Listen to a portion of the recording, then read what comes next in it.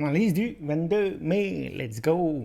Bon, décidément, on a un momentum haussier qu'on a eu depuis la clôture d'hier. D'ailleurs, si je mets l'ouverture de la session, ouais, depuis qu'on a clôturé hier, on a eu un momentum à court terme. Après, comme on l'a vu hier, on a un genre de climax.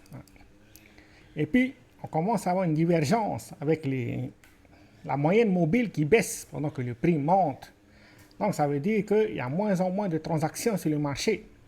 Ce qui est intéressant, c'est que, par exemple, si on vient là ici, on regarde là ici, hier, il y avait environ 1 milliard de dollars de liquidité, c'est-à-dire d'ordre passif au niveau des 110 000. Mais aujourd'hui, ça a disparu.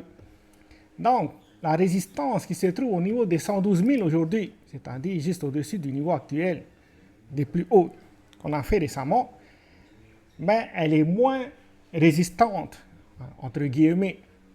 Il y a toujours des probabilités qu'on casse ce niveau-là et qu'on continue notre momentum aussi à court terme. Car il ne faut pas oublier qu'un marché peut être irrationnel. Donc, il y a toujours des probabilités que, probablement, qu'on fasse un pullback avant de continuer le momentum qu'on a actuellement. Ça, c'est un des chemins probables.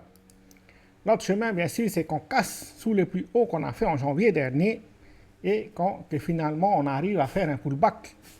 Si on casse sous ce niveau-là, il faut s'attendre à ce qu'on fasse un pullback.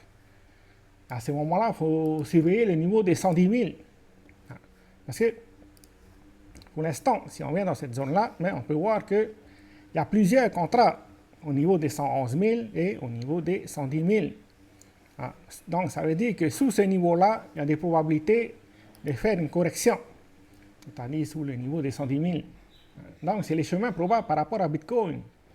Après, si on vient là ici en détail, on peut voir que récemment, depuis qu'on a fait les plus bas d'hier jusqu'au niveau actuel, le prix est monté environ 0,64%. Pendant ce temps-là, il y a environ 1,41% de contrats qui sont entrés sur le marché. Donc, on peut voir que si jamais on a une correction, il faut s'attendre à une liquidation de positions en long sur le marché. Donc, on pourrait avoir un mouvement impulsif à la baisse, c'est-à-dire qu'on ne donne pas le temps de se positionner sur le marché. C'est plutôt des contrats en long qui sont forcés de clôturer leur position sur le marché. Donc, ça risque d'être un mouvement impulsif à la baisse. C'est pour ça qu'il faut vraiment faire attention. Tous ceux qui n'ont pas encore pris leur profit, va falloir surveiller le niveau d'abord des 111 000 et ensuite, comme là ici on a vu, il y a plusieurs contrats au niveau des 111 000 et 110 000. Ensuite, la prochaine zone à surveiller, c'est le niveau des 109 000.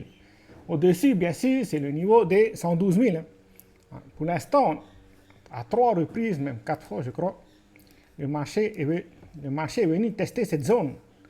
C'est-à-dire là ici, et 3 fois aujourd'hui. Donc, le niveau des 112 000, ça reste la résistance à surveiller à court terme. Si jamais on n'arrive pas à casser cette zone-là, il faut s'attendre à un retournement de situation. Voilà. C'est tout ce qu'on a pour aujourd'hui. Ciao, ciao.